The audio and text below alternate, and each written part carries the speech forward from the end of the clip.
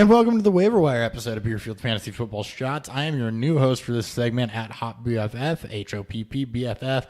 Dan Thury has moved to Mondays and Wednesdays due to scheduling conflicts, so I'm going to have this episode for you for the rest of the season. Before we get started on this, there was just some breaking news that I did not get recorded in the news episode that I recorded just before this. Make sure you check that out, by the way. The Zeke ruling is in for their emergency stay, and it has been denied. So they are expected to appeal now to the Second Circuit Court, and we'll see what happens from there. But as of right now, he is still suspended. So anyway, we're going to move on to Waiver Wire now. Before I get started on that, though, just some shameless plugs. You can follow me on Twitter at HOPPBFF. I am HotBFF. Follow the show at BeerfieldFF. We drop podcast Monday, Wednesday, Fridays. This can be found on Google Play, iTunes, and Stitcher with YouTube content coming at you 7 days a week. So let's talk some waivers.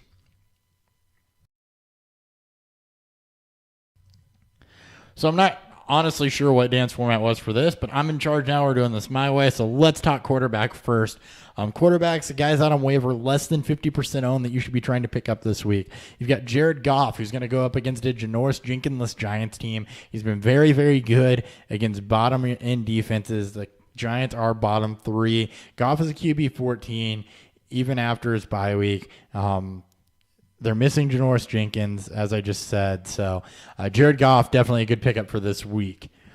Josh McCown, he's had a tough matchup against Buffalo, but he's given you 15 or more points in all but 2 games this season. He does play Tampa Bay next week as well. So if you need a bye week fill-in, maybe a 2-week starter with a plus matchup next week, Josh McCown is your go-to. He's actually pretty much startable anyway and has proven himself as such really since week 2. So Josh McCown he's out there. He's very undervalued. So if you're in need of a quarterback, go pick him up. Jay Cutler against Oakland. He looked good in his last start before he cracked his ribs, going for over 150 yards and a touchdown in the first half before Matt Moore took over. They've got an offense that's pissed off. They just traded away Jay Ajayi. He's going to be playing an Oakland defense that's been terrible against the pass. So, and they've already had their bye week. So even though matchups aren't necessarily good this week, if you need a fill-in, Jay Cutler is somebody you can go on and give you some pretty reliable floor, I think. And then the other guy out there, the hot name, Jimmy Garoppolo. This is more of a stash, especially for dynasty purposes. He's not going to start this week. He may not start next week. They may keep him out until after the bye. We'll see what happens there. He's got a pretty tough schedule after that with the games against Seattle, Chicago, Houston, Jacksonville, and the Rams. So if you're in a dynasty league, maybe go pick him up. It's going to be interesting to see what happens here, though. If you're looking for a second quarterback to potentially stash as insurance, you could also go grab him for that. So he is out there, but I wanted to put that in there more as a cautionary warning for everybody that's freaking out about this.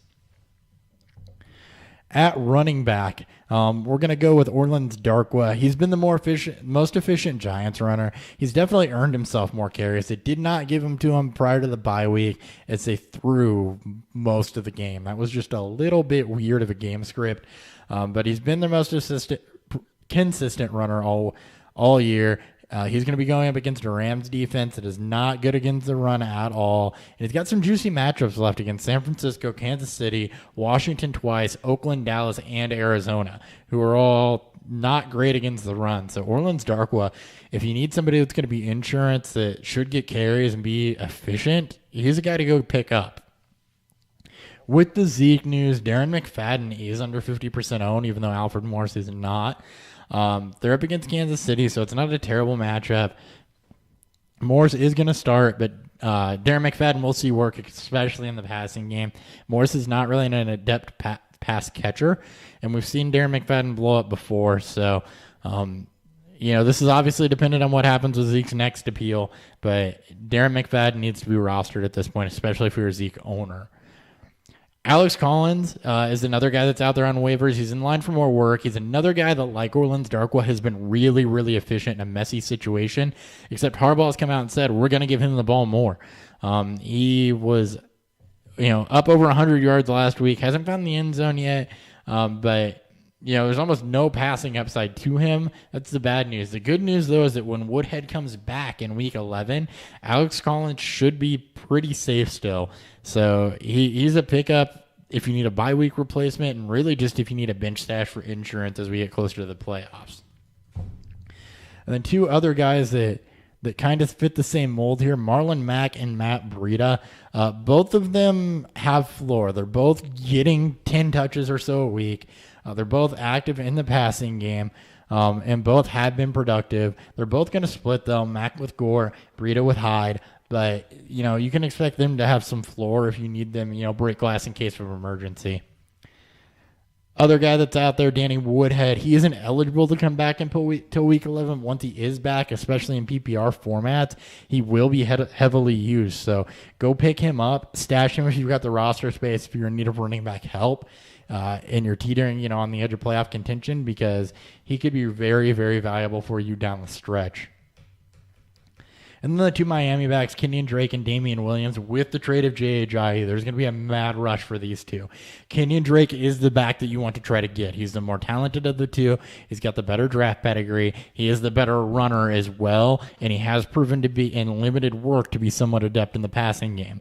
That being said, they should split work coming forward, and Damian Williams is the more proven pass catcher with 73 career receptions and 8.8 yards per reception. So he's also going to be more valuable, but Williams is more going to be kind of a floor play. Drake is going to be the more likely one to blow up. Moving on to wide receiver, we got a couple takes for you here. First off, Cooper Kupp. He's a good guy to have on your bench anyway because he's got floor and he gets targets, but in plus matchups, he's usually good for about 60 or 70 and a touchdown. He's going to be against a bottom 3 Giants pass offense this week. He's also going to be without their best cornerback. His outlook's pretty murky the rest of the year because he's going to run into Houston, Minnesota, Philly, and Seattle before the end of the fantasy season. However, this week, he's very much a good play as we hit part 2 of Bipocalypse. He's got a plus matchup, and he's not going to kill your team even if he doesn't blow up. He'll still give you a floor of 5 to 7 points. And half PPR.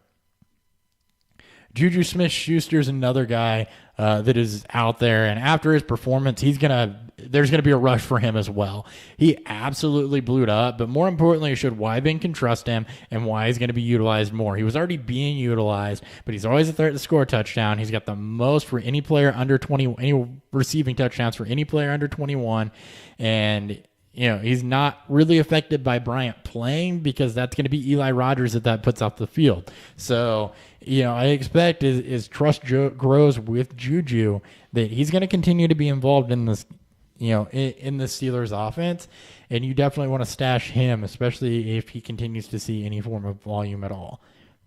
He is on bye this week, however. Robbie Anderson, he was already seeing the most targets of any Jets wide receiver, and now currently suspended indefinitely. He's another guy that probably not in tough matchups, but his quarterback's been reliable, and he has been seeing the most consistent targets of any wide receiver there. He's a good guy to if you need to run somebody out there for injury, if you need somebody to start in a pinch, to go pick up and have on your bench as a rotational piece as well. And then the other two, these guys go hand in hand. They play for the same team. That's going to be Tyler Lockett and Paul Richardson. They both went off last week. Lockett in yardage, Richardson in yardage and touchdowns. Richardson, look, he's a touchdown monster. He's Will Fuller light. And Lockett has been seeing the consistent target. So if you're in any form of PPR format, go get Lockett. PPR or standard, though, you can pick up Paul Richardson. Both of these guys should be owned as well. We know what Russell Wilson does in the second half. They just went out and traded for a left tackle, which should make their passing game even better, as scary as that is. And that is going to benefit these two guys. So you want them on your bench in this offense. Moving on to tight end, we've got 4 guys here. We got Jack Doyle. He's got reports Jacoby Brissett, and he's seeing a monster amount of targets. He's a safer tight end. He should definitely be on going forward. Tyler Croft in Cincinnati. He's doing a great Eifert Plus impression. He's the second receiving option on this team. He's always available to give you touchdowns, so if you need a bye week fill-in, go for it. Ed Dixon going forward should see an uptick in his usage without Kelvin Benjamin there, at least until Greg Olsen gets back, so he could be viable for a couple weeks. And the other guy I've got listed down is Vernon Davis. You got Jordan Reed, who's going to miss week 9. He's going up against a Seattle team that's going to be missing Earl Thomas. It's a great situation for Vernon Davis out there. If you're looking for a pure bye week fill-in, somebody you don't need to go multiple weeks, he's a great blow-up play this week. And some streaming options for you at defense. You have the Lions against Green Bay and a rookie quarterback, Brett Hundley. The Bills against the Jets. The Bills have been shutting down anybody that is everybody. They'll be a safe floor play. And the 49ers, floor play, not foreplay. Freudian slip. And the 49ers against Arizona. The Cardinals are running with the backup quarterback. And if it is going to be Drew Stanton, who has not looked good at all. The Niners have a good pass rush. They could eat him alive. It's an upside play, but they're available, and it is a play nonetheless. And finally, at kicker, you've got Blair Walsh. He's got a big leg on a high-powered offense.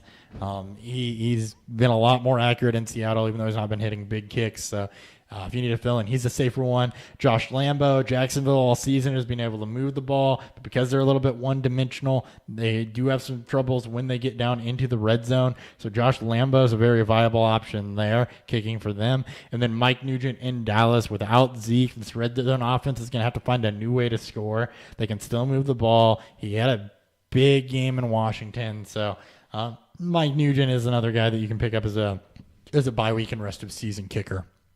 Well, at least, assuming Dan Bailey's out the rest of the season. That's all I got for you on Waiver Wire. We did run about 11 minutes, a little bit longer than we'd like it. That'll get better going forward. We will have a podcast for you tomorrow, as well as Dan, I believe, is going to have starts and sits, I think. I don't really know. Starts and sits and news or something. I am at HotBFF. Follow me on Twitter there. Follow the show at BeerfieldFF. I will catch you guys on Friday with DFS. Thanks.